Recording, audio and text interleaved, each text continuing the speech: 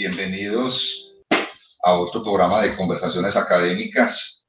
En esta ocasión tengo como invitado a un profesor que ha trabajado muchísimos años el tema de la filosofía política en Colombia. Para mí es un gusto tenerlo aquí como invitado en el programa. Bienvenido, profesor Delfín. ¿Cómo ha estado? Muy bien, James Andrés, muchas gracias por la invitación. Aquí estamos, dispuestos a esta conversación académica. No, para mí es el gusto, profesor Delfín, que usted esté acá en mi programa. Yo voy a hablar un poquito, voy a empezar un poco hablando de su recorrido académico. El profesor Delfín Ignacio Hueso Vanegas es licenciado en Filosofía de la Universidad del Valle, es sociólogo también de la Universidad del Valle, magíster en Filosofía de la Universidad del Valle y tiene un PhD en Filosofía en la Universidad de Indiana en Estados Unidos. Es presidente de la Fundación para la Filosofía Colombia en 1992.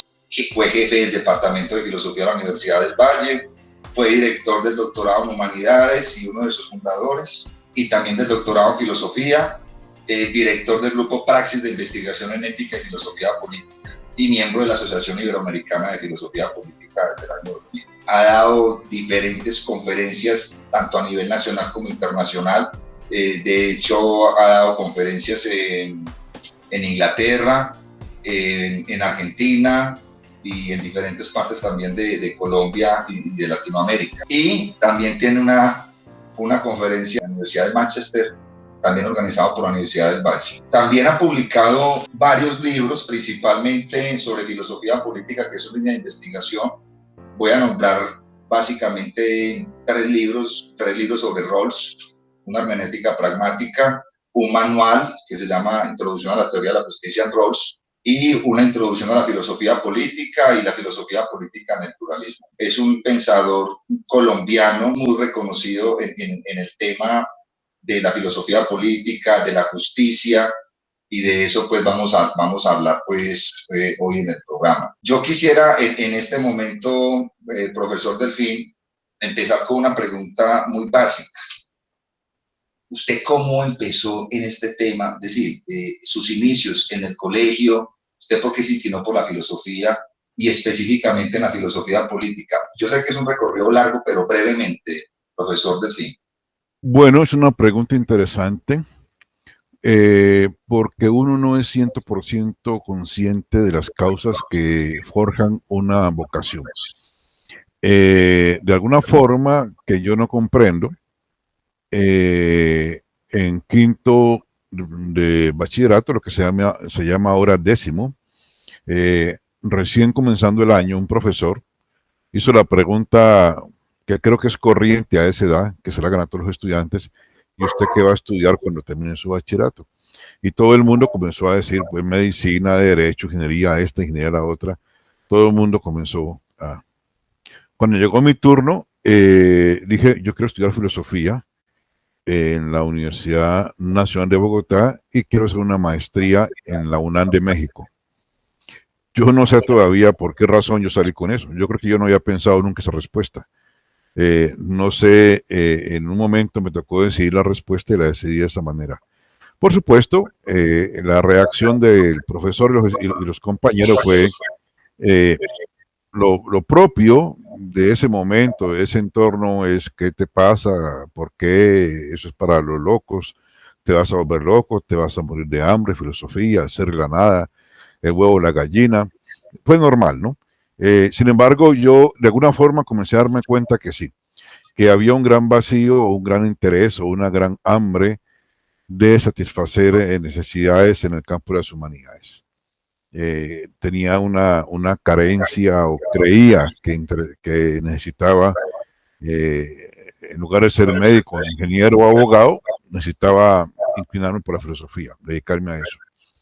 Y esa vocación nunca la puse en duda, de modo que salí del colegio a ingresar a la filosofía y nunca me he arrepentido de eso. ¿Por qué razón me dediqué a esto? No lo sé. Yo creo que había una gran necesidad de llenar un vacío, y yo creía que la filosofía, no necesariamente la política, sino la filosofía en general, podía llenarme algunas preguntas. satisfacer algunas inquietudes. Es todo lo que puedo decir. No sabría explicarme más, pero sí nació en ese contexto. En un contexto donde eran más fuertes las matemáticas, las ciencias naturales, y donde era normal que la gente se inclinase por las ingenierías, por la medicina, por esas carreras. Casi nadie, porque en el contexto no había muchos precedentes, se inclinaba por las humanidades. En mi contexto hogareño, sí, de parte de mi papá y mis tíos, de pronto había una inclinación más hacia esto, pero en mi colegio no, y en mi contexto en general no. Así que la razón por la cual me incliné por esto, yo mismo no la sé. No soy plenamente consciente. Lo que sí sé es que esto nunca me he arrepentido. Cuántas cosas que uno, hacia donde uno llega son frutos del azar y de la casualidad y cosas que uno quizás en el fondo ni sospecha por qué lo pudieron influenciar. La lectura de un libro, algún comentario que le hizo un profesor, algo que uno vio y eso a uno de pronto inconscientemente lo hizo inclinarse por algo, por una cosa y no por otra. Eso puede pasar. Sí, voy a decir algo que no es como muy grato, porque yo soy hijo de un profesor y he sido profesor toda la vida y agradezco mucho a mis profesores. Pero en este caso debo decir que no le debo esto a mis profesores de filosofía del colegio. No, es decir, en mi contexto no eran buenos profesores. Había mejores profesores en matemáticas, en ciencias, en otros campos. Pero sí recuerdo que mi primer profesor de filosofía tenía un libro y quizá por eso yo pensé en México, que eran lecciones preliminares de filosofía de Manuel García Morente, un libro que él tenía y yo lo hice comprar en Bogotá y me lo hice traer, y eso creo que me abrió mucho la perspectiva, ¿no? No porque el profesor me hubiese inclinado al libro, sino porque yo le copié el título del libro y lo mandé a pedir a Bogotá, y creo que eso, porque en el contexto en que yo me crié, de pronto sí había gente interesante en la izquierda o en las ciencias sociales, inclinadas a la literatura, había unas buenas lecturas en el contexto, pero filosofía no había de eso. Bueno, profesor Delfín, yo quiero que ya empecemos de lleno en el tema. Yo en este momento tengo aquí este libro, Aristóteles, Ética Nicomaquea. En mi concepción personal es uno de los mejores libros que me he leído y para mí uno de los grandes filósofos que han existido. Junto con el de Política de Aristóteles, bueno, donde analiza tipos de gobierno, el Estado, bueno, pero para mí la Ética Nicomaquea es un libro para mí fundamental. En este libro Aristóteles habla acerca de la justicia.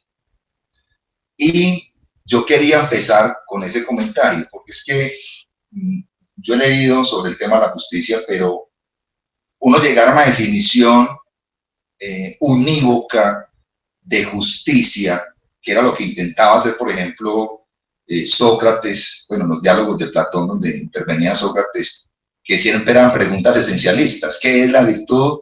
Pero siempre le ponían ejemplos de qué era virtud y Sócrates quería saber qué era la virtud en sí misma. Entonces, ese tema de la justicia que usted lo ha trabajado tanto, digamos, hay una, bueno, también le quiero hacer la pregunta personal, porque también creo que como profesores también podemos tener esa perspectiva. ¿Usted considera que hay una definición unívoca de justicia o hay muchas definiciones de justicia y usted con cuál estaría más de acuerdo? Bueno, primero que todo, la justicia está arraigada en la historia de la filosofía occidental desde sus orígenes en los griegos, como usted bien dice, con Sócrates, Platón y Aristóteles, pero incluso mucho antes. Algunos han querido remontar esto a la tragedia griega, a los presocráticos, incluso al pensamiento médico jónico, ¿no? Y a la mitología griega. Digamos, hay toda una línea de desarrollo de nociones que van de Dike o Temis, que son dos divinidades. Bueno, pero para el periodo clásico, ya siglo IV, siglo III, pues claro, digamos, una reflexión más organizada, con nociones más claras, arranca en estos siglos con la búsqueda de Sócrates y con la obra de Platón, básicamente la república, la política o el político o las leyes, incluso Crítono del deber. Bueno, hay varios textos de Platón donde la justicia es el tópico esencial. Por lo tanto, yo creo que con Platón tenemos, porque no tenemos con Sócrates una producción escrita, con Platón sí la tenemos, una reflexión sobre la justicia, pero con Aristóteles hay un cambio fundamental, dos cambios fundamentales. En primer lugar, por supuesto, como usted bien dice, prima todavía un poco ese sello socrático de, como usted bien plantea, buscar la esencia de la definición, la noción de justicia misma. Mientras que en el caso de Aristóteles nos encontramos con un estudio un poco más empírico, si podemos decirlo de esa manera. Es decir, Aristóteles no solamente se empeña en definir qué es justicia, sino que se empeña en una interrogación al lenguaje moral que los griegos han desarrollado en todos esos siglos. Es decir, ¿qué es lo que está implícito cuando alguien le hace a alguien un reclamo e introduce el valor de justicia o le dice que ahí hay una injusticia? Primero, hay un estudio, como es usual en Aristóteles, de la evolución y la decantación de categorías en el lenguaje griego, que ya para entonces tiene ya una historia de 500, 700 años de evolución. Lo segundo es que es un estudio también, recordemos que Aristóteles es, ante todo, entre muchas otras cosas, así como un clasificador de vegetales y de minerales y de animales, de piedras y de muchas cosas, es también quizás el primer estudioso de constitucionalismo, el primer comparador de constituciones y estudio de la institucionalidad de diferentes polis griegas. Y por lo tanto, en su estudio, sobre todo en la ética nicomaquea, sobre la justicia, así como usted bien dijo ahora en la política, él clasifica los regímenes políticos y trata de responderse la pregunta por el mejor régimen político y por las formas como cada régimen político se degenera. En la ética nicomaquea, al tiempo que emprende una investigación sobre lo que concretamente involucra los términos justicia o injusticia, equidad o igualdad y otros términos similares que están ya en el lenguaje moral de los griegos. También estudia las prácticas judiciales, las prácticas institucionales, o sea, clasifica cómo es que las autoridades, hablamos del siglo III antes de Cristo, en el mundo griego aún no existe el derecho romano, pero cómo es que en el mundo jurídico, o lo que equivaldría, si podemos usar el anacronismo, lo que equivaldría en el mundo griego al derecho, cómo es que se tramitan los pleitos legales entre particulares en relación con los daños, los delitos y las reclamaciones. Y eso lo separa de la discusión ético-política de cómo se distribuyen las cargas y beneficios en una sociedad. Es decir, él separa esa dimensión puramente jurídica de la justicia, como diríamos nuevamente otro anacronismo, el derecho privado, de la dimensión un poco más política de la justicia social. Y es cómo se distribuyen y con qué criterio moral habría que distribuir las cargas y beneficios en una sociedad determinada. Y esto, digamos, en ese sentido, me parece que Aristóteles es el fundador, si bien es muy importante la reflexión de Platón en la República y otras obras, Aristóteles es muy importante en esta distinción, así como tiene otras distinciones en las cuales es el gran fundador o el gran separador, por ejemplo, entre filosofía teorética y filosofía práctica, es también el gran separador de dos campos muy distintos. La justicia, con su connotación puramente judicial, para resolver asuntos de pleitos entre particulares o para castigar delitos, de la justicia como una categoría moral de la política. La justicia, y sobre todo en esa tradición que va de él, Sócrates hasta Rawls y otros, que es la justicia social y la tradición concretamente redistributiva. Eso lo tenemos muy claramente cimentado en la ética nicomaquea. Y algo muy importante, porque en la ética nicomaquea también, específicamente en el libro quinto de la ética nicomaquea, Aristóteles se pregunta por qué es justicia y por qué valor de los otros valores éticos y políticos que tiene el lenguaje griego para la época, es el más próximo para definir qué es justicia. Y él descubre que ese que no es la libertad o no es la santidad o la sabiduría o la bondad u otros valores, sino que es la igualdad. Y entonces hace un gran aporte al definir la justicia a través de la igualdad. Primero diciendo que justicia es tratar a todo el mundo por igual, pero inmediatamente dándose cuenta de que esa definición es bastante insuficiente, porque tratar a todo el mundo por igual, o sea, no discriminar, es a la vez un acto de justicia y también una gran injusticia. Y entonces, de esa igualdad aritmética, se pasa a una igualdad que llamaría él igualdad geométrica o igualdad pitagórica, que lo lleva a la proporcionalidad o concretamente a la equidad. Básicamente, justicia es tratar igual a los iguales y desigual a los desiguales, y esto se llama equidad o proporcionalidad, y la equidad obliga a otro criterio para establecer iguales o desiguales en relación con qué o con relación a qué. Y allí se introducen tres posibles criterios: capacidad, mérito y necesidad. Eso que se inaugura con Aristóteles abre toda una larga tradición de reflexión sobre la justicia, que pasando por, yo qué sé, por Hume, por Marx y otros autores, llega hasta Rawls, hasta Nozick y hasta otros pensadores contemporáneos. La cuestión de la equidad ligada a la necesidad, ligada a la capacidad y ligada sobre todo al mérito. Esa tradición creo que encuentra a su fundador en Aristóteles. Y en relación con la primera parte de su pregunta, si hay una definición o un concepto o una concepción unívoca, universal de la justicia, la respuesta es no. Y aquí yo, ya eso lo decía Aristóteles y lo repite Rawls, hay múltiples concepciones de justicia. Ahora, pero dice Rawls, hay muchas concepciones y hay un solo concepto. Yo no diría que un solo concepto, pero sí hay una intuición que atraviesa todo el lenguaje moral, digamos, y que más o menos está en el trasfondo de cualquier teoría de la justicia. Justicia es dar a cada cual lo que le corresponde. De hecho, hay un tratadista, el padre del derecho del positivismo, del positivismo jurídico, Hans Kelsen, dice, bueno, yo estudié qué es lo que es la justicia para los filósofos, me fui a Grecia y traté de entender qué era la justicia para los griegos, entendí que nadie tenía eso claro, pero por lo menos hay una intuición que todo el mundo tenía en Grecia claro.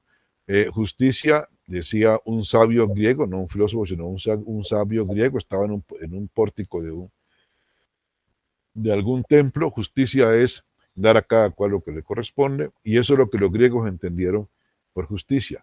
Por supuesto, es una concepción o una intuición todavía muy gaseosa, porque ¿qué es lo que a cada cual le corresponde? Esa pregunta, esa respuesta entraña inmediatamente una pregunta.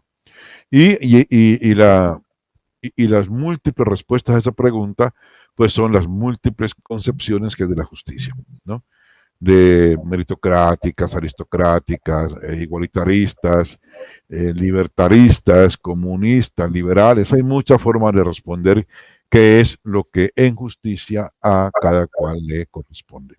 Muy bien, profesor Delfín. ¿Qué conclusión puedo sacar por el momento? Uno, que es complejo definir qué es justicia, pues usted ya nos acabó de decir que hay múltiples concepciones de justicia, aunque en el fondo puede haber un concepto, digamos, básico en todas las teorías de justicia. Usted me hizo acordar de algo que me explicó un profesor, pues de una manera muy didáctica. Era con el ejemplo, digamos, cuando lo invitan a una fiesta y van a repartir la torta. Y en la fiesta hay personas de diferente altura, de diferente edad, de diferente contextura, pero a todos nos reparten la torta por igual. Entonces yo les diría ahí, no, eso es justicia por igualdad. Vamos a dar la torta al niño de 5 años del mismo tamaño que al adulto. Esa sería como la justicia aritmética en Aristóteles. Y el otro tipo de justicia, ya usted me dirá si la analogía está mal realizada, en esa misma repartición de la torta, a mí me darían una torta más grande, porque yo soy más grande, yo soy más alto, y quiero comer más torta, porque mi cuerpo me exige eso, y al niño le doy una torta más pequeña. Eso sería como equidad. Yo no sé si esta analogía está bien o quiere complementar algo de esta analogía que estoy realizando, como para que quede más clara esa concepción de justicia aritmética y justicia en sentido geométrico. Sí, no, está claro. Es decir, la idea de tratar igual a los iguales y desigual a los desiguales se puede graficar con ideas que tenemos en nuestro lenguaje común, casi cuando decimos, por ejemplo, a trabajo igual, pago igual, a trabajo desigual, pago desigual. Tú no le puedes pagar a alguien que trabajó 5 días a la semana igual que le pagas al que trabajó un día a la semana. Es un poco, es decir, en ese caso se estaría ponderando el tiempo de trabajo para tasar cuánto es el salario, ¿no? Igual también cuando se premia a un estudiante o a varios estudiantes, se mira el esfuerzo, la dedicación y se premia con la nota o se castiga con la nota. Digamos, la proporcionalidad, es decir, cuando hablamos de ser justos o obrar con equidad, nos están pidiendo que encontremos un criterio para decidir por qué tratamos de manera desigual a diferentes individuos frente a los cuales estamos obligados a comportarnos justamente. Debemos de encontrar un criterio moral válido para poder decir, yo los trato en principio igual y luego discrimino y doy un premio o un castigo desigual, ¿no? Lo que llaman algunos atenuantes, agravantes en el caso penal, ¿no? Pero de todas maneras, algún criterio tiene que haber, algún criterio de necesidad, por ejemplo, un cuerpo requiere más torta que otro, o de esfuerzo, de mérito, o de capacidad, es decir, este tiene una capacidad para pintar, a él le puedo dar más elementos de pintura y este que no puede pintar no haría bien en darle todos los elementos si se los quito al de acá que tiene mayor capacidad para pintar. No sería justo darle los mismos recursos de pintura a dos personas, una de las cuales no sabe pintar y no lo quiere hacer y no le interesa hacerlo, y darle a otro que está urgiendo o que está urgido de esos elementos igual cantidad o ninguna. De alguna forma yo debo poder justificar de una manera clara y moralmente válida por qué discrimino entre iguales, o sea, por qué desigualo a los iguales para obrar con equidad. Usted me hace acordar un poco de Aristóteles, que pone ejemplos muy cotidianos. Cuando ponía el ejemplo, creo que era de la flauta. Es decir, Así es. ¿a quién le entrego la flauta yo? No se la voy a entregar al albañil, ni se la voy a entregar al panadero. No, la flauta se la entrego al flautista. Correcto, ¿Y a cuál flautista? Al mejor flautista. Correcto.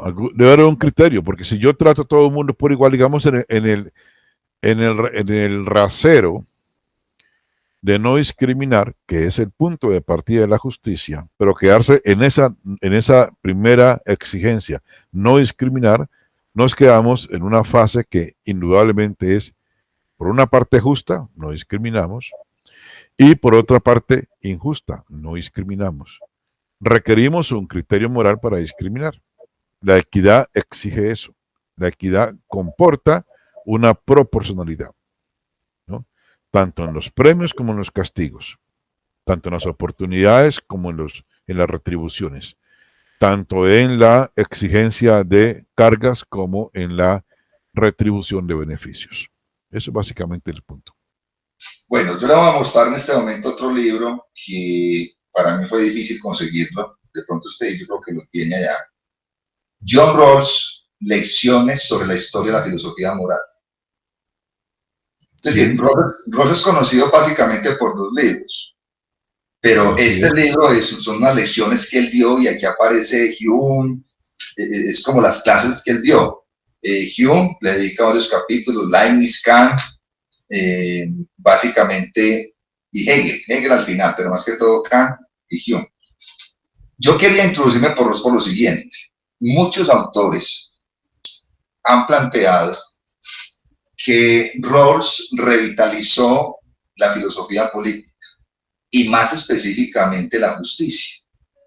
Si uno se pone a investigar al Rawls, y repito, usted es experto en Rawls, y a mí eso me parece pues muy fascinante, saber que Rawls prácticamente se demoró 20 años para escribir un libro. Es decir, 20 años pensando y escribiendo. Creo que eso fue lo que se demoró su primer libro, que creo que fue el 73, si no estoy mal, si no me falla la fecha. 71. 71, fueron como 20 años. Y él tiene una concepción de justicia como equidad. Pero yo quiero dejar hasta acá el comentario, porque acá saldrían varias preguntas para que empecemos pues despacio con Rawls. La primera sería, desde Aristóteles se puede decir, pues esta pregunta puede ser un poco compleja para responder, que Rawls revitalizó el concepto de justicia desde Aristóteles, o sea, la importancia que Rawls tiene en la filosofía política. Esa sería como mi pregunta, mi comentario. ¿Usted qué piensa al respecto, profesor Delfín? Bueno, creo que hay varias preguntas en lo que usted acaba de decir. Déjeme, yo comienzo, volveré después a qué fue lo que hizo Rawls en relación con la tradición filosófica y la presencia o la ausencia de la justicia en la tradición. Volveré a eso después. Pero por lo pronto me gustaría no perder la oportunidad, ya que usted comenzó con este libro que me mostró allí, la oportunidad de referirme al profesor Rawls y al rol del oficio de profesor en la obra del autor, del filósofo. Porque eso también sería de cuando en cuando bueno verlo. Uno no, digamos, los filósofos casi siempre fueron profesores, no siempre. Spinoza era un hombre que pulía lentes. Usted encuentra por ahí algún millonario, de pronto Engels era un empresario, bueno, de pronto no sé si era filósofo o no, pero era un empresario, un industrial. Feuerbach de pronto era una persona muy pudiente, algunos tenían oficios raros, pero los filósofos por lo común son profesores. Es decir, de alguna forma, por analogía, lo que hacía Sócrates con sus discípulos y lo que hacía Platón con los suyos y también Aristóteles, es que la obra la iban construyendo en un entorno de discípulos. Eso se mantiene en los sofistas, en los helenistas, y los demás, los que aparecen en la Edad Media, en la estructura de la iglesia también. Son hombres de iglesia y por lo tanto son académicos. Y en el mundo moderno, algunos sí, otros no. Pero de alguna forma, muchos filósofos, sobre todo en Alemania, son profesores de la universidad. Es más, son a veces profesores privados en su juventud. Le tocó a Kant, le tocó a Schelling, le tocó a Hölderlin, le tocó a Fichte, le tocó a Hegel, ser profesores privados en trance de ser profesores de universidad. Algunos como Marx, que reniegan de ese oficio, también lo quisieron hacer, pero no pudieron. Marx en buena parte es un profesor de universidad frustrado que tiene mucha rabia con los profesores de universidad. Porque entre otra cosa, muy joven lo quiso ser y no lo pudo ser. Y esos profesores, ¿por qué? ¿A dónde quiero llegar con esta comparación? Los filósofos suelen enseñar sus propias filosofías. A veces. Hegel es un buen ejemplo. Hegel enseñaba a sus estudiantes la teoría que él estaba armando desde muy joven, de llena. Aunque hubo un periodo en que Hegel era profesor o era rector de un colegio de bachillerato y le gustaba a veces, cuando faltaba un profesor en el colegio, ir a llenar la clase del profesor que estaba ausente. Fuera un profesor de música, de matemáticas, de geografía, de química, de biología, cualquier materia, a él le encantaba dar esas materias que el profesor no, porque era un hombre enciclopédico, ¿no? Pero hasta Kant, los profesores de filosofía, como por ejemplo el caso de Kant, que era profesor de geografía, a veces enseñaban cosas que no eran su propia teoría, ¿no? Hegel sí, enseñaba hegelianamente y le hablaba a los estudiantes con su propio sistema. Rawls no. Rawls enseña, como usted bien acaba de decir, es un profesor de filosofía de la Universidad de Harvard. Alguna vez Rawls enseñó a Rawls, pero no es lo normal en él. Lo normal, lo que enseñaba como profesor eran los clásicos. Platón, Aristóteles, Hume, Hobbes, Locke, Descartes, bueno, Descartes también no. Rousseau sí, Kant, por supuesto. Hegel a veces, Marx también a veces. Utilitarismo también, ¿cierto? También, claro, pero es decir, es un profesor, 2 veces creo en su vida de profesor, enseñó su teoría de la justicia. Pero los deberes que él tenía que cumplir en su universidad no era enseñar a Rawls. Rawls no enseñaba a Rawls. Hegel sí enseñaba a Hegel, porque Hegel le hablaba hegelianamente a sus estudiantes, y la obra que él iba escribiendo la iba enseñando y a la inversa. Los manuales que iba produciendo los iba convirtiendo en sus propias obras. Es decir, Hegel es un buen ejemplo del profesor que habla hegelianamente y que enseña a sus estudiantes su propia jerga, su propia terminología, su propio sistema, su propia síntesis, su propia historia de la filosofía como él la ha reconstruido. Y Rawls es el prototipo del profesor burócrata, por decirlo de esa manera, que debe cumplir con una carga docente en un departamento de filosofía que consiste en enseñar a los clásicos, no enseñar su teoría. Eso es importante porque hay un gran debate en los departamentos de filosofía sobre si hay que enseñar filosofía, enseñar a los filósofos, o enseñar a los clásicos, o enseñar a pensar, o enseñar en torno a problemas. El profesor norteamericano a veces está más atrapado en la malla curricular en la cual él tiene que cumplir con una carga de cursos. Y el profesor Rawls, en la mayor parte de su docencia universitaria, al tiempo que escribía su propia obra, su propia teoría, es un hombre que se dedica a enseñar a los clásicos. Y esos cursos eran fundamentales para los que luego serían sus futuros discípulos. Eso es fundamental dejarlo en claro. Ahora, volviendo ya, ahora sí a la teoría rawlsiana. Usted me estaba preguntando algo en relación con qué es lo que hace Rawls, digamos, qué es lo que hace una teoría de la justicia, un libro de 600 páginas publicado en 1971. Pero como usted acaba de decir muy bien, es un proceso que comenzó en 1951. Recién el profesor Rawls se doctoró y comenzó a producir artículos en cierta línea por un lapso de 20 años hasta que va configurando una teoría. Ese proceso se comienza en el 71 y se termina en 1967 con un artículo que se llama La justicia distributiva. Y ese artículo ya contiene, es un artículo de unas 25 o 30 páginas, que ya contiene toda la teoría que luego va a presentar en un libro de 600 páginas. ¿No? Ahora, ¿qué es lo que hace ese libro de 600 páginas?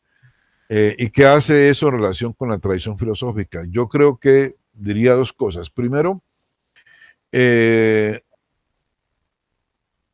dinamiza, revive, revitaliza un campo de la filosofía que es la filosofía política. Por supuesto, entendiéndola de cierta manera, porque algunos dirían, pero es que la filosofía política se siguió haciendo durante todo el siglo XX, pero cierto tipo de filosofía política ya estaba como en desuso, muerta, como dice de pronto un autor, Laslet, o dice Isaiah Berlin, ya no hay filósofos políticos.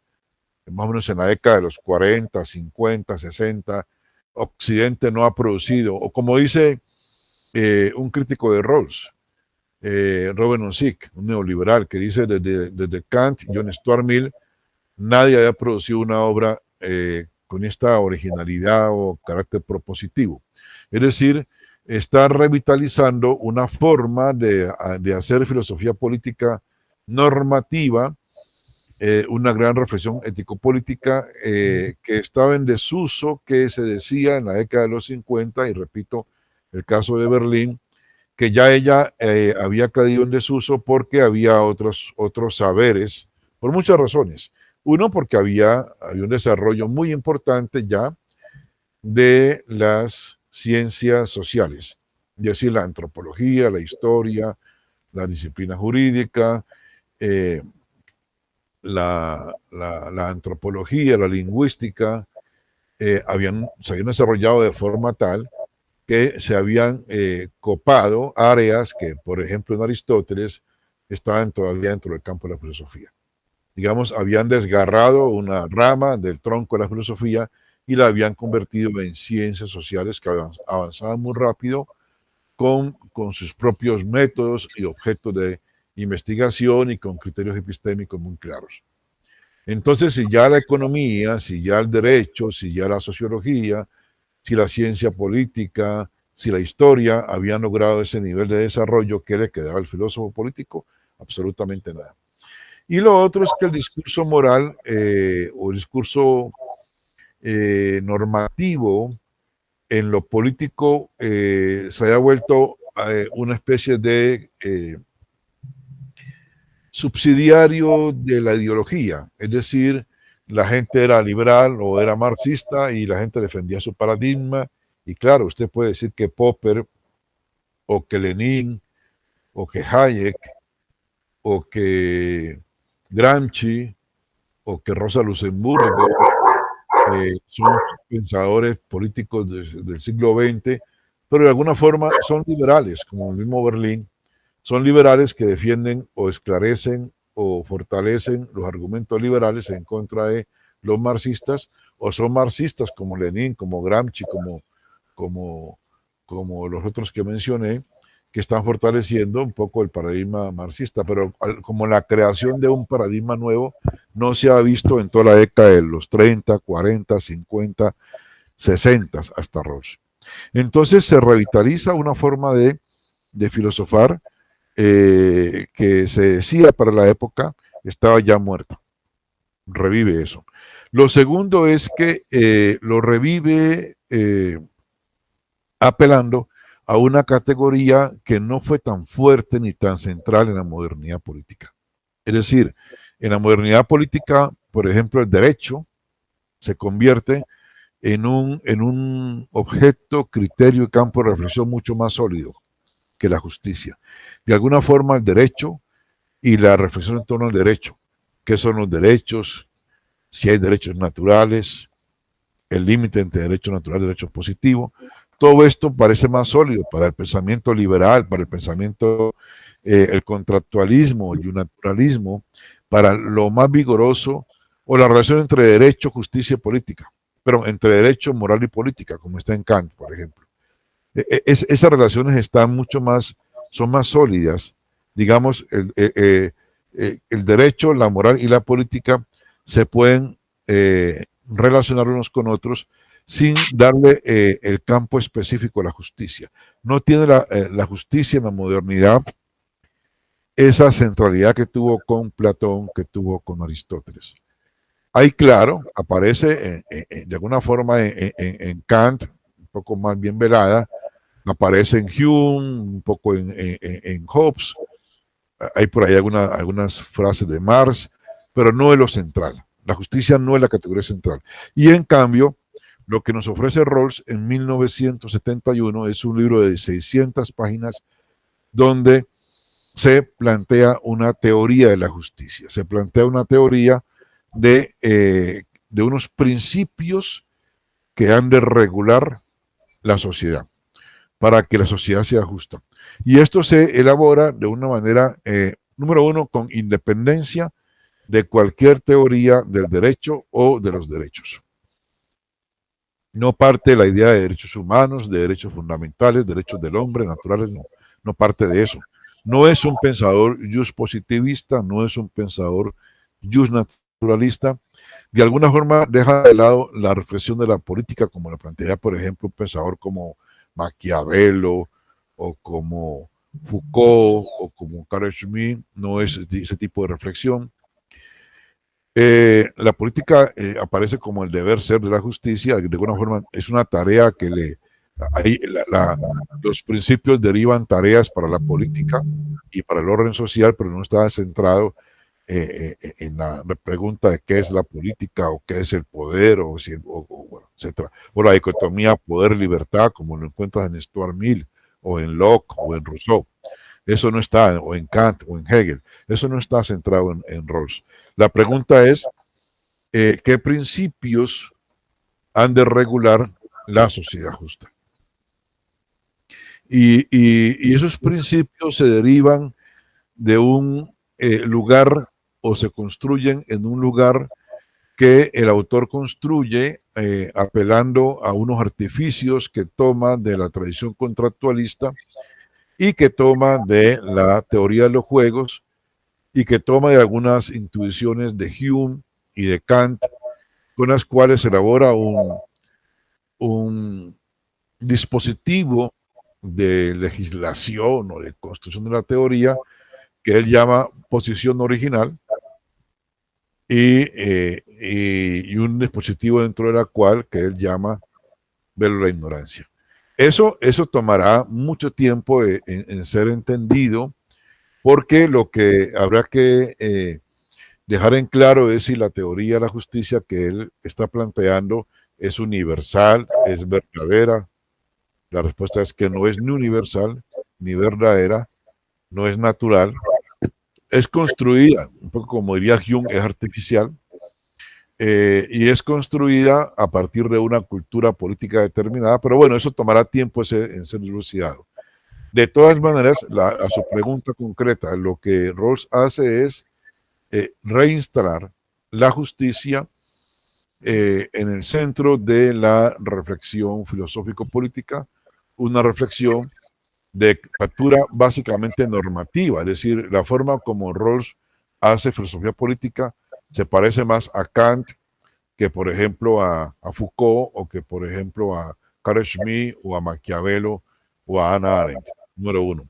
Lo segundo, la justicia la instala allí y con un mecanismo nuevo de construcción de la teoría, y con eso genera una agenda que va a dominar no toda, pero sí buena parte de la filosofía política contemporánea. Es decir, hay una cantidad de filósofos liberales, comunitaristas, multiculturalistas, marxistas, teórico-críticos, neoliberales, feministas, que van a reflexionar sobre la justicia al compás de Rawls, corrigiendo a Rawls, contra Rawls, mejorando a Rawls o saliéndose de la esfera de Rawls. Pero de alguna forma él levanta un tinglado, una tarima, construye un espacio en el cual se revitaliza y aparecen pensadores como Bruce Ackerman como Robert Nozick, como Amartya Sen, como Philippe Van Parijs, un belga marxista, como Charles Taylor, como un canadiense, como Will Kimlicka, otro canadiense, como Judy Butler, Nancy Fraser, Alice Barillon, bueno, y teóricos, bueno, Habermas, el más importante filósofo político y aún más completo que Rawls en el continente europeo, y que a partir de 1985 cada vez es más rawlsiano. No, de mucho antes incluso. Aparece cada vez más como un pensador rawlsiano. Encuentra muchos puntos de convergencia. O sea, Rawls sí construye un espacio en el cual muchos han venido después a construir una reflexión sobre la justicia, que es, a mi modo de ver, no la única, pero sí una de las más vigorosas en la filosofía contemporánea. Muy bien. Yo voy a hacer acá unos comentarios. Voy a leer textualmente del libro de John Rawls, Lecciones sobre la historia de la filosofía moral. Es un libro real, pues, poco conocido en comparación pues, con liberalismo político y con la teoría de la justicia. Vale, una cita, es él hablando de Kant, es muy cortica, dice acá: Kant tenía que impartir 20 horas de clase o más a la semana para llegar a fin de mes. Algo que a nosotros nos parece bastante increíble. Bueno, yo, con todo respeto de Rolls, entonces Rolls no conoció la situación en que vivimos en Latinoamérica. A él le parece bastante increíble que cambiara 20 horas de clase y nosotros acá en Latinoamérica hay veces hasta 40 horas de clase semanales, que es una cosa pues... O sea, que han dado 20 horas de clase en esa época, en 1700 y pico. Y a Rolls le parecía eso increíble. Pues yo hago el comentario porque usted empezó hablando primero de los profesores filósofos y habló de Hegel, pues que Hegel, siendo profesor, al mismo tiempo también mostraba su doctrina filosófica, y luego usted lo comparó con Rawls cuando decía pues que Rawls era profesor como tal y que ya, digamos, usemos esta palabra, de bajo cuerda iba desarrollando su teoría, digámoslo así. Ese primer comentario. El otro comentario, y voy a tratar de ser, pues porque esto lo ve, digamos, esto lo van a ver personas que de pronto no están muy relacionadas con la filosofía, pero la idea es que este programa también ponga a pensar a muchas personas. El comentario es este. Uno nace. Yo nací alto, pues, de contextura alta, nací en un estrato bajo, nací feo, ya puse 3 características. Rawls diría, y quiero terminar el ejemplo para ver si estoy equivocado o estoy acertado. Rawls diría, eso es la lotería natural. Usted nació pobre y nació feo, supongamos, lotería natural, azar, él lo llama lotería natural. Y lo que tiene que hacer la sociedad es tratar de esos que nacieron no en muy buenas condiciones, de que la sociedad haga que esas personas que no nacieron en buenas condiciones económicas y sociales, que esas personas salgan adelante. Por eso habla de la posición original, donde todos están, o sea, donde nadie sabe quién es el otro, digámoslo así, nadie sabe quién es el otro. Pero anoche me surgió una inquietud. Aunque Rawls dice que nosotros, digamos, que hay una lotería natural, pero hay que tener en cuenta también, profesor Delfín, que cuando el individuo nace, a pesar de que hay una cuestión ahí de lotería natural, también ya la sociedad está construida. Es decir, ya la sociedad está construida. Y al estar construida, la sociedad también de alguna manera es artífice de que unas personas nazcan pobres y otras nazcan ricas. Por eso, repito, él habla de la posición original y del velo de ignorancia dentro de esa posición original. Quisiera saber si el ejemplo que di está acertado y cuál sería y si está bien lo que yo creo que es la posición original y el velo de ignorancia. Esa sería como la pregunta. Bueno, en su pregunta hay 2 aspectos muy diferentes que quiero tratar por separado. La primera, la pregunta, digamos, la observación de Rawls sobre la carga docente de Kant. Eso me remite nuevamente al tema que hablaba al comienzo de el oficio del profesor y el oficio del filósofo, y el tiempo del profesor y el tiempo del filósofo. 2 cosas. Kant dando 20 horas de clase para llegar a fin de mes. No estoy muy seguro de a qué. Bueno, Kant dio siempre, hasta muy entrada su madurez, clases de temas que un filósofo no haría hoy en día. Es decir, geografía, por ejemplo, ¿no? Si yo no soy geógrafo, no puedo dar una clase de geografía. Pero muy seguramente la observación de Rawls tiene que ver con el Kant joven y pobre, como también con el Hegel y el Fichte y el Hegel, jóvenes y pobres, que tenían que ejercen, no están en la universidad todavía, sino que son tutores de los hijos de los ricos, los Junkers. O sea, son jóvenes muy brillantes, preparados académicamente, muy brillantes, pero que tienen que desempeñarse en la estructura social alemana como tutores de los hijos de los ricos, que comen con los empleados de servicio en la cocina, porque están al mismo nivel de los empleados de servicio. Y la otra figura era la del private docent. Creo que la expresión, los profesores que ya ingresan a la universidad a dar clases, pero a los que no les pagaba la universidad, sino que le pagaban los estudiantes. eran como profesores que tenían que, para decirlo en un lenguaje muy colombiano, después de dar la clase, clases voluntarias a las que asistían estudiantes casi que voluntarios, pasar la totuma después de clase y los estudiantes le pagaban. Los estudiantes ricos pagaban por la clase y por supuesto era una situación como nuestros profesores contratistas, algo que yo fui durante muchos años. Entonces, esa situación de dar 30 horas de clase o 20 horas de clase para llegar a fin de mes, porque el oficio y lo mal pago del oficio eh, lo obliga a hacer a uno y a ser todero. Eso es entendible en el contexto del proceso de formación de los futuros filósofos alemanes. Eh, y el hecho de que no siempre pudieran dar filosofía también todavía es un sello de ellos, como también en el caso de Rawls, que tenía que dar materias o clases que no eran su propia teoría, pero tenía que enseñarlas para los estudiantes en general.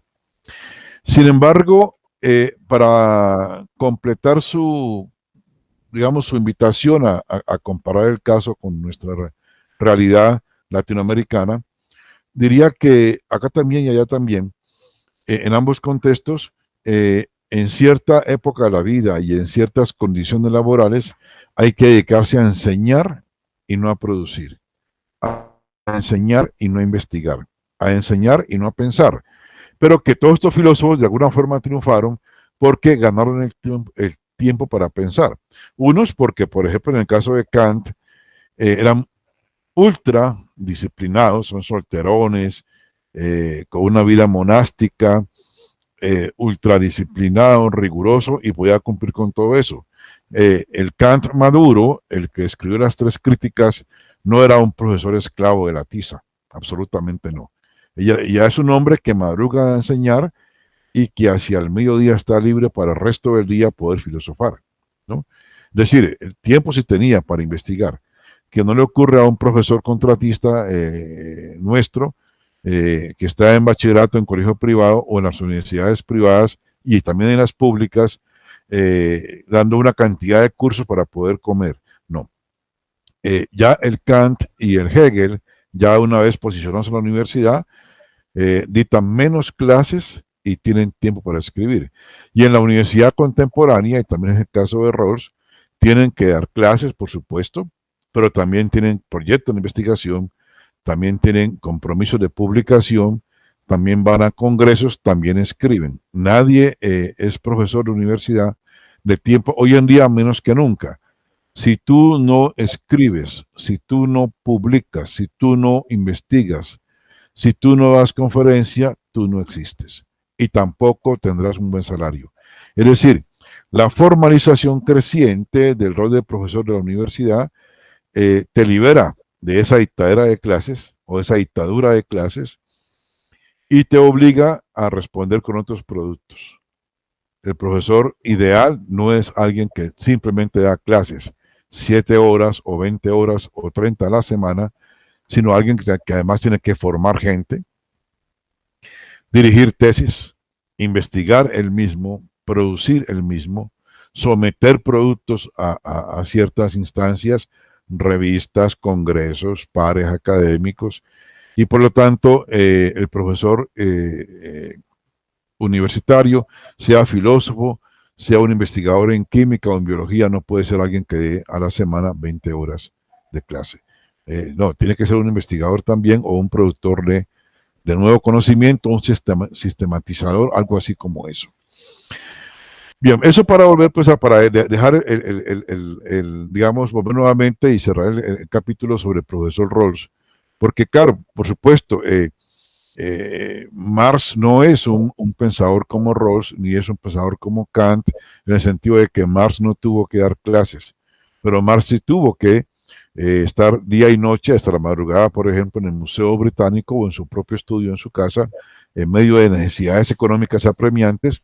Marx sí tiene que estar trabajando más que lo que hace un profesor de universidad. Es decir, ese no tiene ni siquiera vacaciones ni salario. No está esclavizado dando a la semana 20 horas de clase, de hecho creo que no va a ninguna, porque además no tenía estudiantes, pero trabajaba el doble o el triple, ¿no? Entonces, sí, hay que pensar el rol de profesor, si es necesario para ser filósofo, si no lo es, si en qué condiciones lo es, etcétera. El joven Kant tiene que enseñar de todo, porque tiene que comer, y entonces y lo emplean los ricos, y los ricos pagan mal y tratan mal. Pero ellos todos van, en la medida que ganan prestigio, se van posicionando en la universidad alemana y van liberando tiempo y van pudiendo producir sus obras que todavía hoy leemos, ¿no? No era la aristocracia, por ejemplo, ateniense, como lo era Platón, que podían dedicarse a filosofar porque alguien producía su base económica. No, el profesor tiene que ganar un ingreso, un salario, y eso lo esclaviza, es cierto, pero también lo libera, ¿no? Los que no lo tienen, como Marx, por ejemplo, o los que tienen otro oficio, como por ejemplo John Stuart Mill, que es un funcionario de la Compañía de las Indias Orientales, Pues es un Spinoza. burócrata, o Espinosa, que es un pulidor de lentes, tiene otras condiciones, ¿no? Eh, y hay que cotejar las condiciones con la posibilidad de filosofar.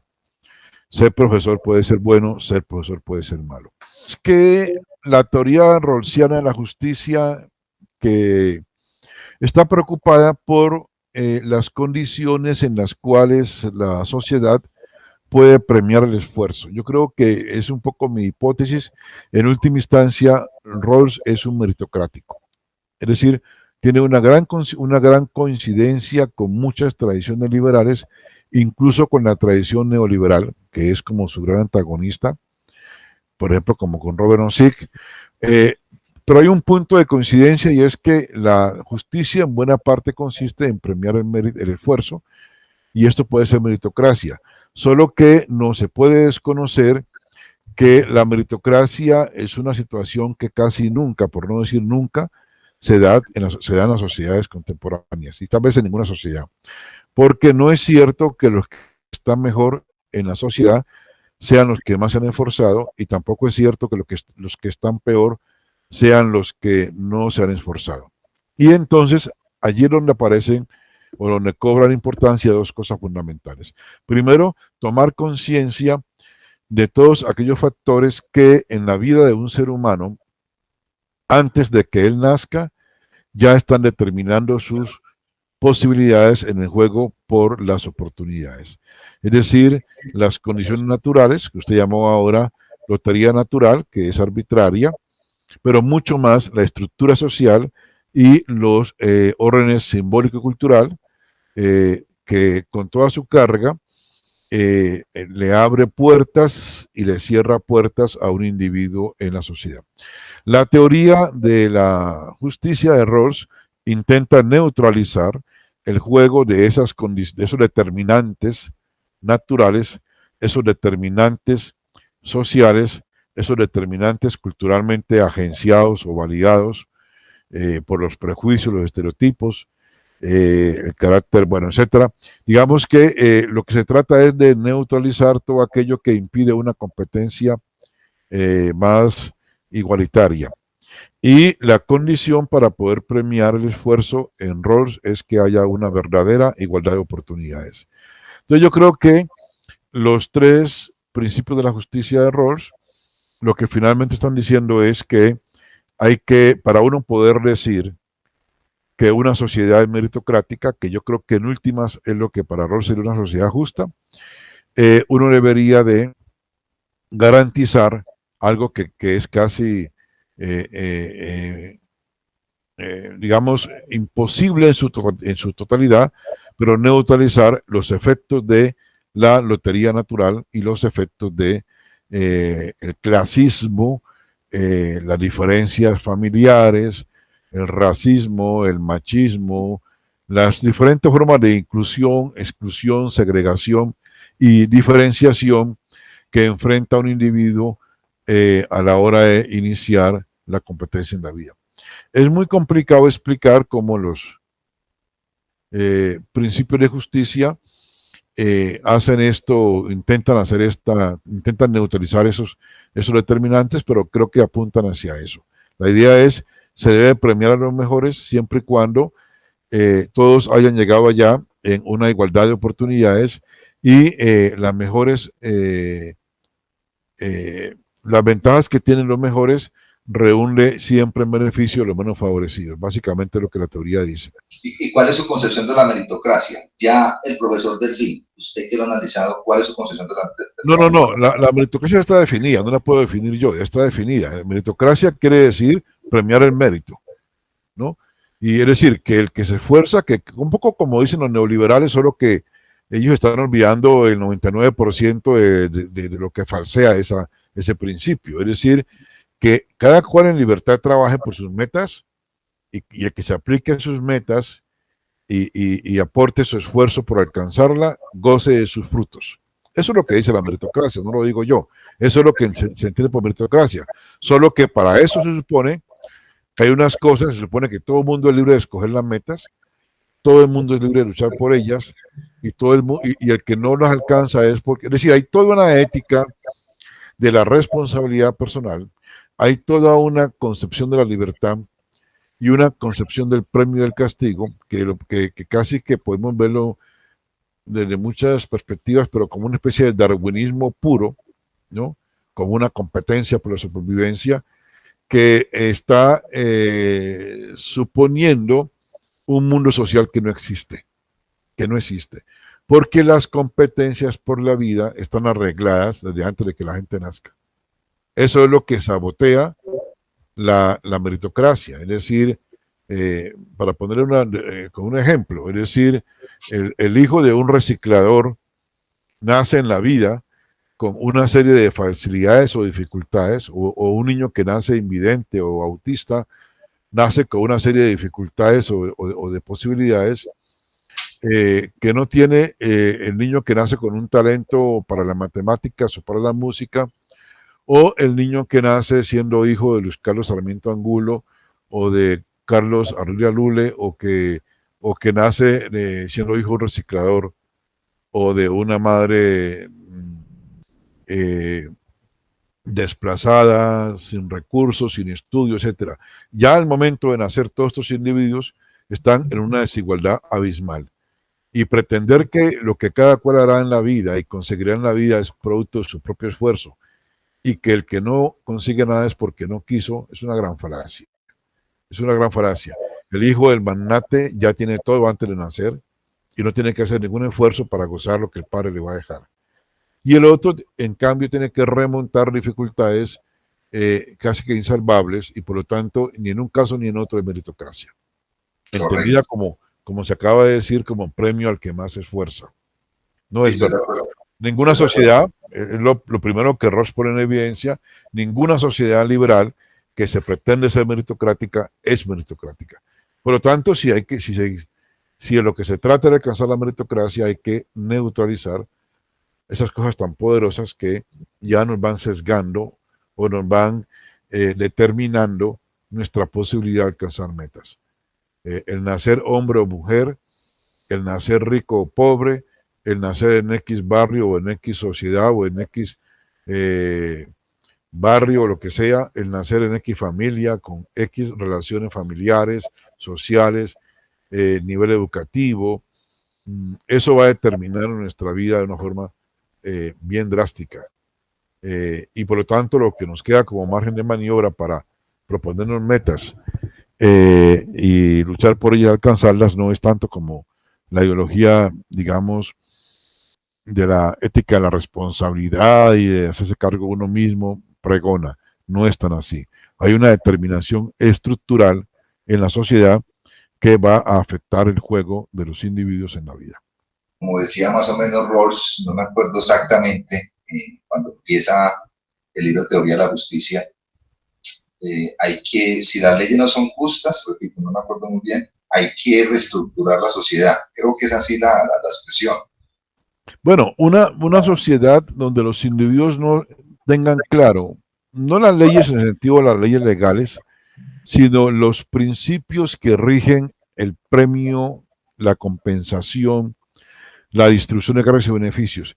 Si los miembros de una sociedad no tienen claro qué principios rigen que unos vivan mejor que otros, o que unos tengan más honor que otros, o más capacidad de consumo que otros, o peor, si los miembros de una sociedad ya han entendido cómo es que se juega ese juego y no están de acuerdo con ese juego porque lo consideran injusto, la sociedad está en una gran inestabilidad política. Es decir, una sociedad bien ordenada es aquella en la cual los principios que regulan el acceso a las metas y a los premios están claros, todos lo tienen claro, todos lo comparten y todos juegan con ellos. Eso no ocurre en ninguna sociedad empírica, en ninguna sociedad real. En la actualidad hay muchos filósofos políticos importantes y yo diría muy interesantes, como George Agamben, Nancy Fraser, Joe, pero me quiero sentar en uno que es Ansel Honneth. Y Ansel Honneth habla de la lucha por el reconocimiento. Bueno, en primer lugar, el reconocimiento, quiero decir dos o tres cosas fundamentales en relación con Honneth y el reconocimiento. Así como yo dije antes que Rawls reinstaura la categoría justicia en el centro de la filosofía política, podemos decir ahora que algunos pensadores han reinstalado la categoría reconocimiento en el centro de la reflexión sobre la justicia. Varios pensadores están allí. Uno podría remontarse casi que a Michael Walzer, pero no es el principal. Pero en la década de los 90, comenzando la década de los 90, aparecen pensadores como Aris Marion Young, Charles Taylor, Nancy Fraser, Judy Butler y por supuesto Ansel Honneth, que vuelven a instalar la categoría reconocimiento en el centro de la reflexión filosófico-política. Así finalmente, y ya voy diciendo cosas en relación con Honneth, van a ser parte ya no de la reflexión filosófico-política y tampoco sobre la justicia en clave normativa, sino en el centro de una cosa que Honneth va a llamar filosofía social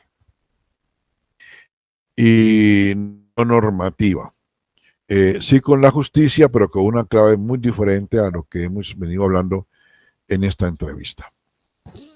Lo primero es eso. Lo segundo, el reconocimiento, la palabra reconocimiento tiene dos usos, por lo menos, en todo este despertar del término en el seno de la filosofía política. Un uso, yo llamaría anglosajón, y otro hegeliano. Es decir, comparo una región del mundo y comparo un filósofo, como comparando dos cosas que no es lo mismo. ¿Por qué anglosajón? Cuando uno lee el debate entre Aris Young y Nancy Fraser, o Judy Butler y Nancy Fraser, o la forma incluso como Charles Taylor se inserta en este debate, o cuando introduce un artículo llamado La lucha por el reconocimiento, incluso cuando Jürgen Habermas critica a Charles Taylor, siendo que Habermas es un alemán, es un teórico crítico y un poquitico, podemos decirlo, es un hegeliano, aunque no es tan cierto eso, también es un kantiano. Y eso, sobre todo un teórico crítico.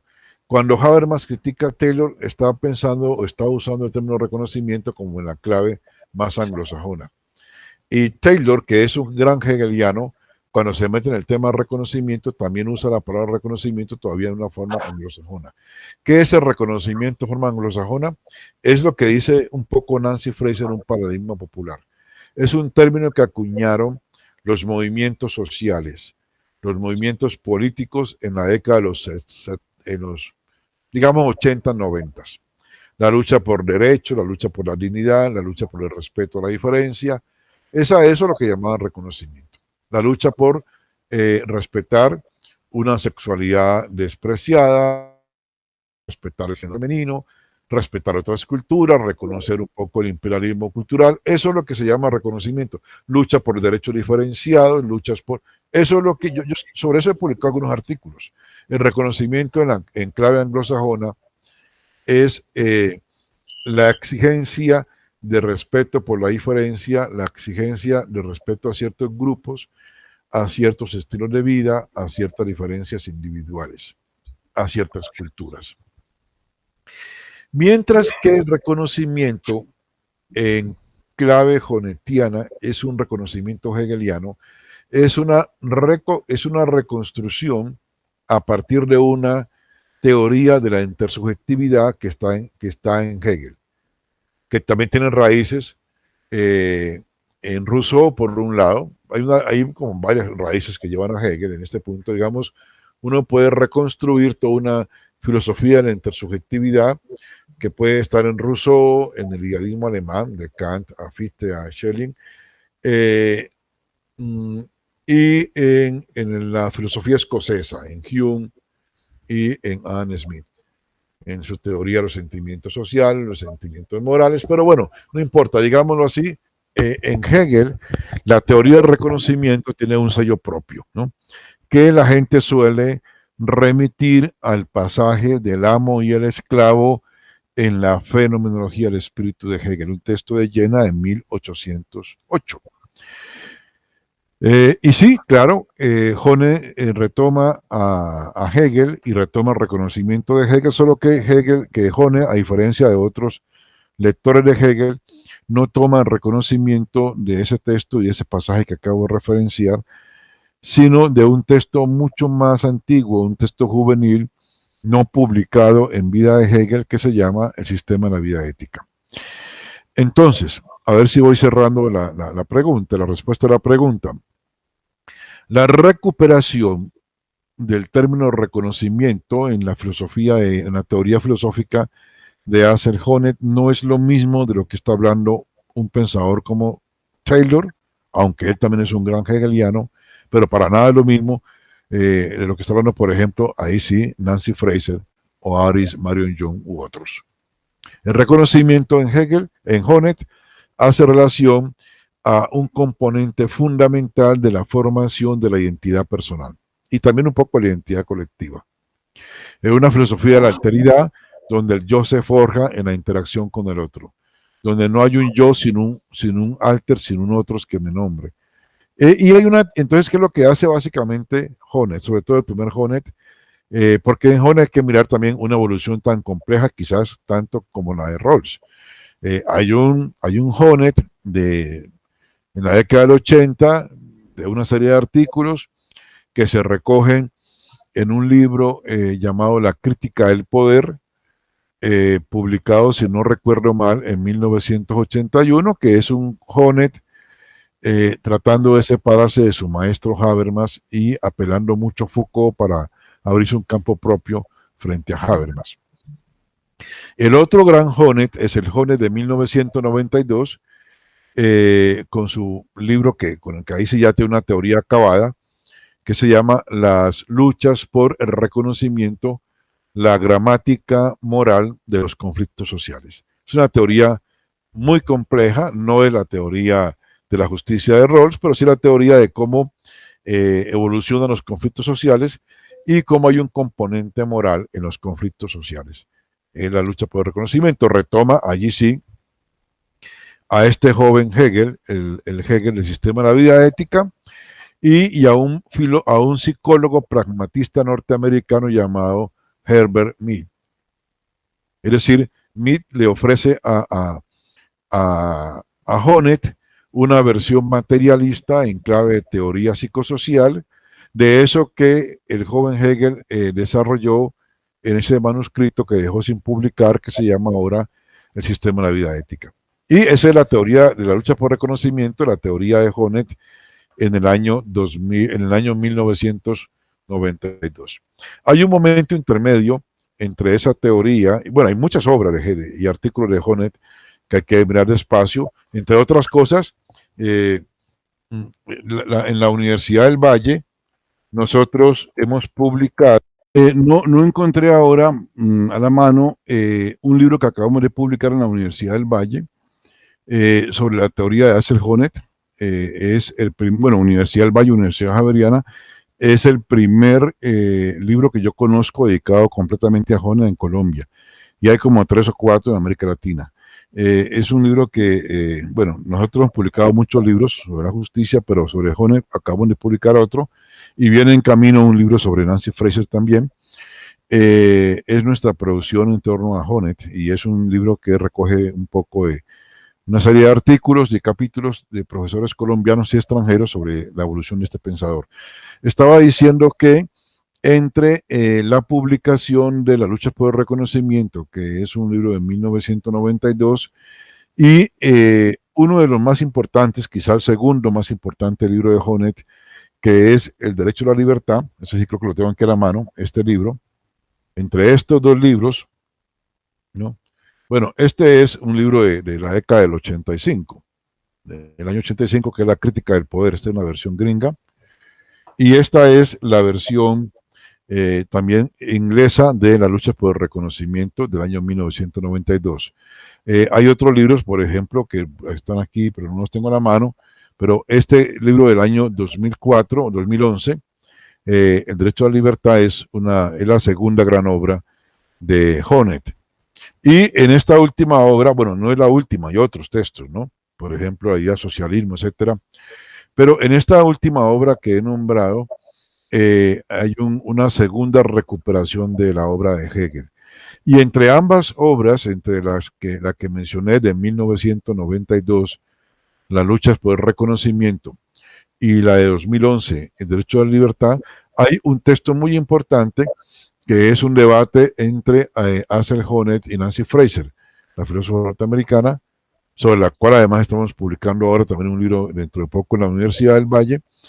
Ese libro se llama Redistribución o Reconocimiento, que es un debate entre los dos autores sobre si la justicia es un asunto de redistribuir cargas y beneficios, como un poco lo dejó asentado Aristóteles y todavía lo sigue pensando Rawls, o si la justicia es un asunto de reconocer diferencias, como plantearía, por ejemplo, Ari Young, etc.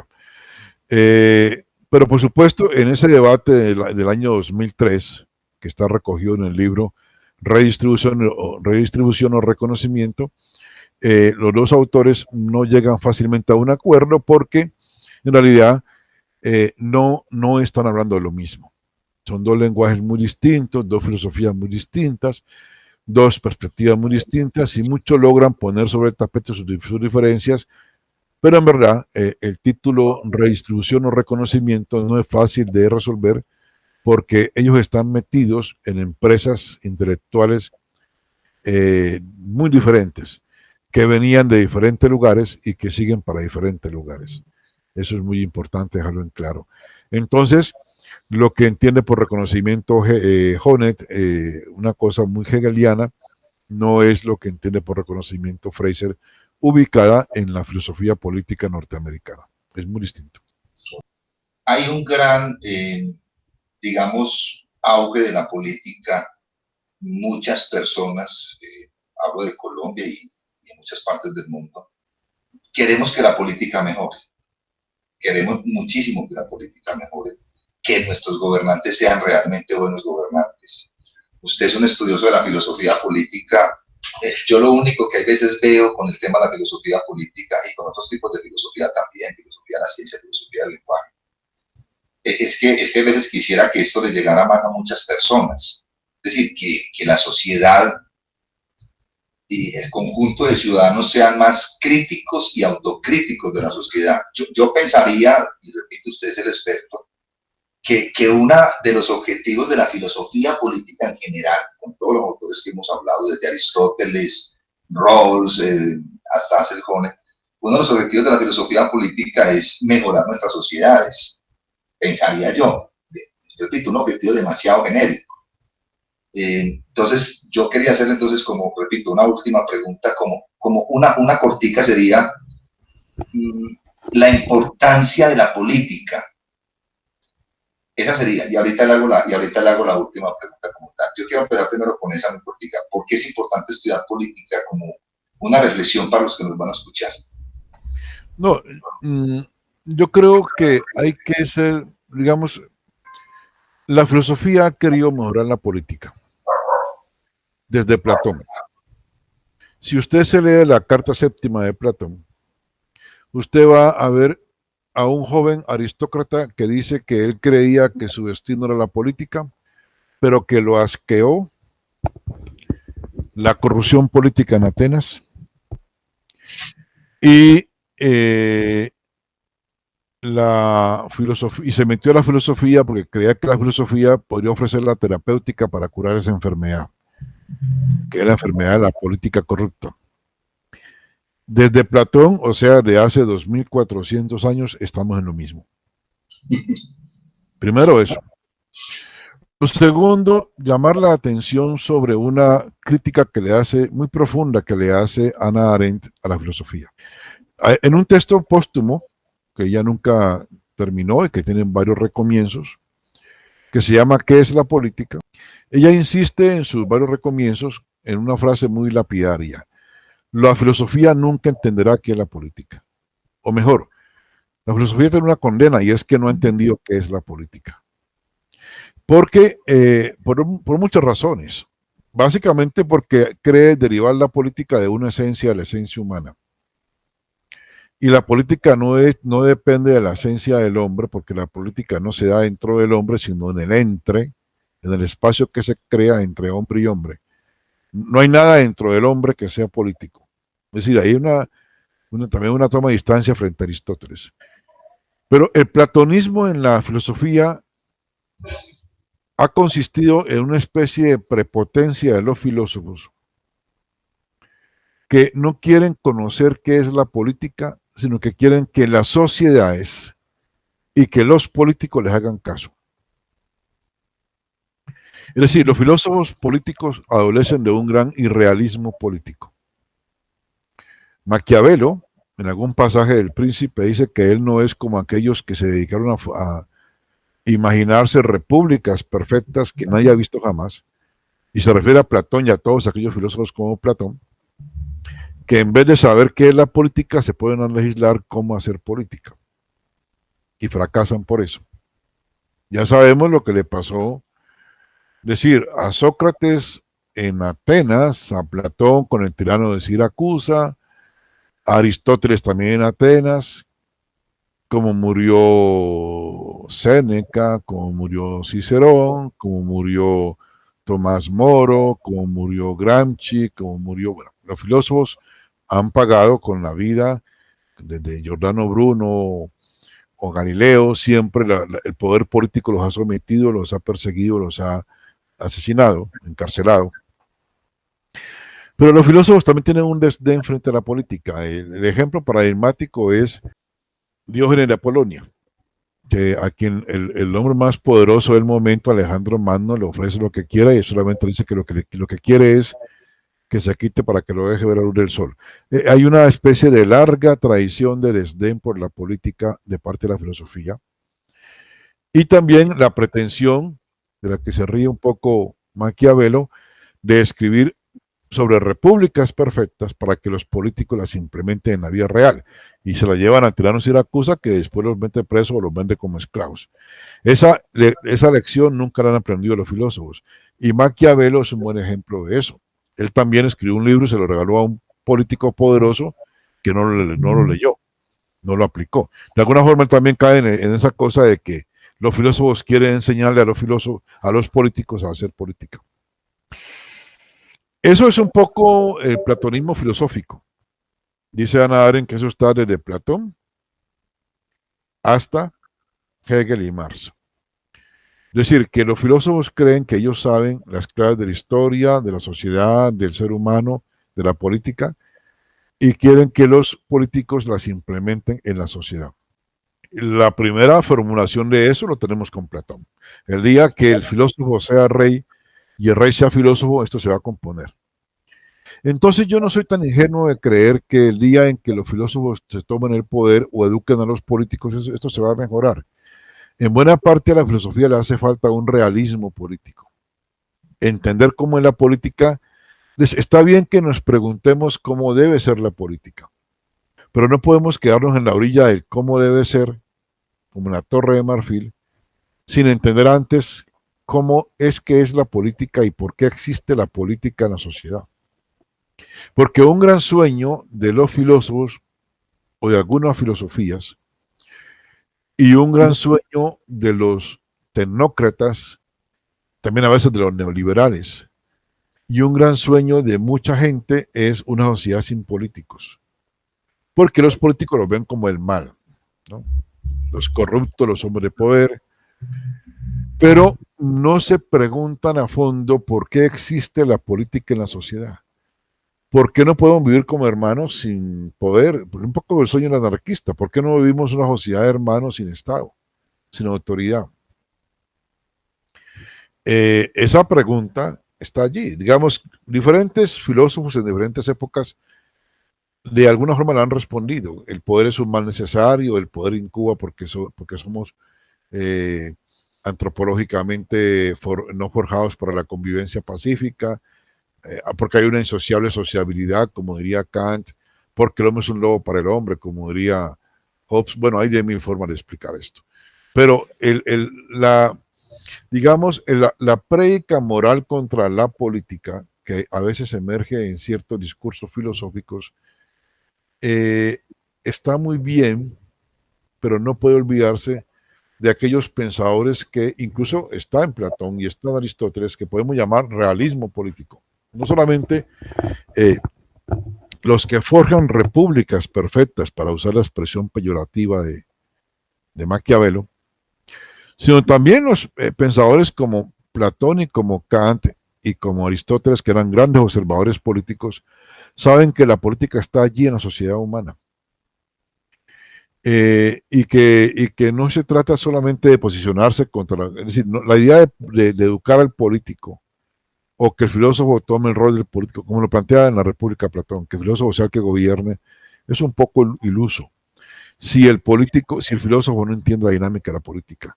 Por eso de cuando en cuando, así uno se meta mucho con Rawls o con Platón o con Kant, de cuando en cuando uno debería irse a la piscina de los realistas políticos, de los que hablan no de cómo debe ser, sino de cómo es la política. Desde Maquiavelo hasta Carl Schmitt, hasta hágame lo que tú quieras, hasta Foucault. No los que hablan bonito de cómo debería ser, sino los que te explican cómo funciona el poder. Del nexo entre violencia, mentira y poder. No el que se queda en la condena moral, o en la prédica moral, o en el legislador moral sobre la política, sino aquel también que entiende cómo es que la política emerge y por qué emerge en la realidad humana. O sea, de cuando en cuando incluso hay que irse a Marx, hay que irse a Foucault, hay que irse a Weber, hay que irse sobre todo a Maquiavelo, el padre de este realismo político, el que te quita el velo de la ingenuidad y te enfrenta cara a cara en ese pequeñito libro llamado El Príncipe, te corre el velo de la ingenuidad y te dice, esto es lo que la política es. Yo dicté hasta este año, la última vez que lo voy a dictar, durante casi 20 años dicté en la Universidad del Valle un curso que se daba para primero y segundo semestre de filosofía, de ambos planes. Y a veces llegaban estudiantes de estudios políticos y de otros planes. Un curso casi para 100 estudiantes cada año, que se llama Introducción a la Filosofía Política. Y ese curso, dictado a muchachos de 20 años, 19 años, yo siempre perversamente los comenzaba con Maquiavelo. Lo comienzo con Maquiavelo. O sea, un recibimiento brusco a los muchachos. Antes de leer a Platón o leer a Kant, leamos a Maquiavelo, que es una pérdida de virginidad en materia política para un joven que llega a la universidad con 20 años, porque es la inserción en el mundo de la realidad política, del poder político. Y eso es necesario para no estar siempre en la idea de cómo educamos a los políticos, que es importante, pero también educar a los pueblos, porque los pueblos tienen los políticos que se merecen.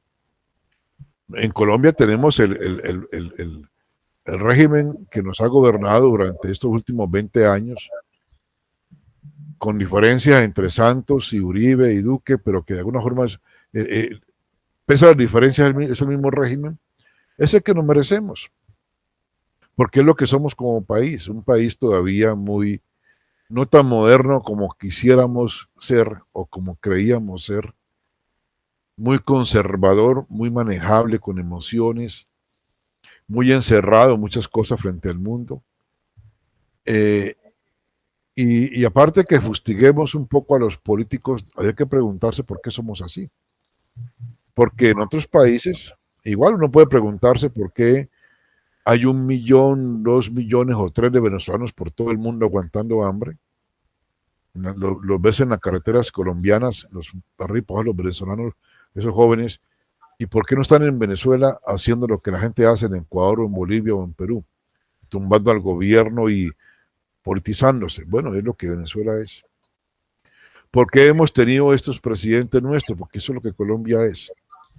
Claro, nuestras reservas democráticas, nuestra capacidad crítica como sociedad, nuestro sentido de la historia todavía se puede mejorar con la educación.